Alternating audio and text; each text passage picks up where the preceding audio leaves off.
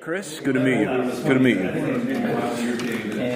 Beerus, we got instruction. Yes, indeed. So beautiful. It's great to see a new character added after so long, but obviously we had Battle of the Gods, we had Resident Evil. Right. Had such a big role. Now, what can we kind of expect to see from him? Right. I think it's from Yeah, so I think we're going to see Beerus take on one of the most challenging, perhaps, roles of his career thus far. I don't want to give anything away to those fans who are reading or watching this that may not have seen the film yet. But I think Beerus plays an interesting role in this film, and I think it's something that really sets the table for what we might expect from him as a character as the franchise goes forward. And I've long speculated that Beerus's restlessness might give way to vulnerability or some other major change in his status as destroyer. So I think that what we see in this film might just be the seeds of that, but we'll see how it plays out. It won't be resolved in this film, I can tell you that. What is it like playing a character with such insatiable craving for Earth? Right. Well, it's very much like playing any sort of, I think, well-conceived, well-written human character, right? What's interesting about Beerus is that he's not he wasn't conceived as kind of just sort of a one-dimensional malevolent entity, but he very much he seems to be subject to the same kinds of passions and cravings and foibles as almost as like any Shakespearean king, or prince. And so I think that's what makes him interesting is in some ways his humanity. As an actor, I think he's fascinating because at one moment he is asserting his power, and so you sort of get to play that sort of regal and powerful angle. But in the next moment, he is tripping over himself because of something that someone is offering for food, something that's on the buffet that he hasn't had a chance to get to yet. So for me, that's it's fascinating because it opens up a lot of comedic opportunities with this character that I think are unexpected and that, frankly, I don't get to play often enough. So it's a message to all you directors and casting people out there. I love comedy, and so I'm grateful for the nuggets of comedic material that I get as this character in this show, because I don't think that was something we expected right out of the gate.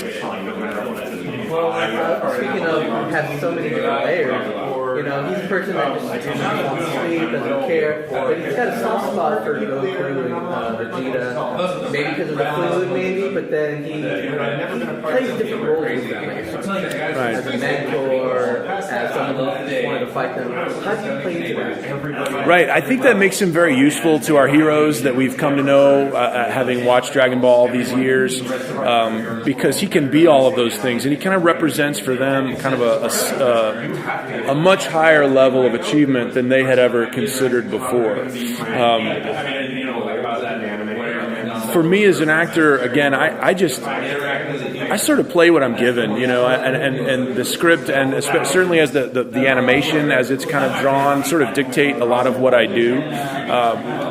But I definitely feel that when I'm playing the character, and when I'm in the booth and I'm watching the scenes unfold, there does seem to be a bit of avuncular concern that Beerus has for these characters, at times you feel like, well, he could take him or leave him, but you do feel that he does have, like you said, a soft spot, and I question whether that is a vulnerability for Beerus as a destroyer, so I'm just intrigued about this character going forward, just in regards to the idea that Beerus' status as destroyer of Universe 7 might be in jeopardy at some point, either because of those who are gaining power around him, or because of his own softness, his own vulnerability that we've seen transpire since sort of awakening into this story arc, starting with Battle of Gods. By any chance, when you first played the role, did you expect the fans' response to them, and do you have a message to them? Wow. Well, I will just say, I think that for me, it was unexpected. The idea, that I would get to voice such a pivotal character in the Dragon Ball franchise, but that also, I don't know, when you've voiced hundreds of characters, it's easy to find a lot of characters that you look back and you go, I really enjoyed playing that character, or maybe there was something kind of something forgettable about it.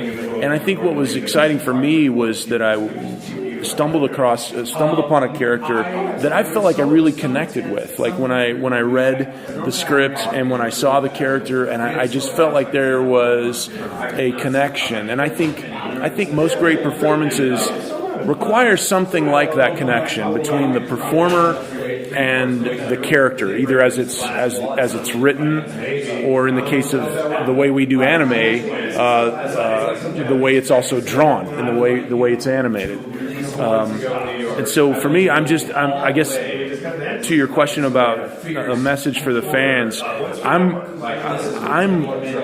I'm thrilled to be able to present this character to them, and to be the actor that gets to be the at least in the English language, the one that interprets Beerus for them. And honestly, I'm really grateful for not only the opportunity to play the character, but for all of the great things that fans have said to me online and conventions. They seem to really be behind this character, and that's very gratifying. So for our last question, we've seen Battle of the Gods, Resurrection of Athos has been well played in theaters, like you had mentioned here, but this one didn't play at the GCL Chinese Theater. Yeah. So it's just one big thing that I guess Dragon Ball fans never expected. Right. How does that feel for you, getting to do all that, like Target tomorrow? It's incredible. I've been to premieres of my films before, and television premieres, but I've never done one at the Chinese Theater.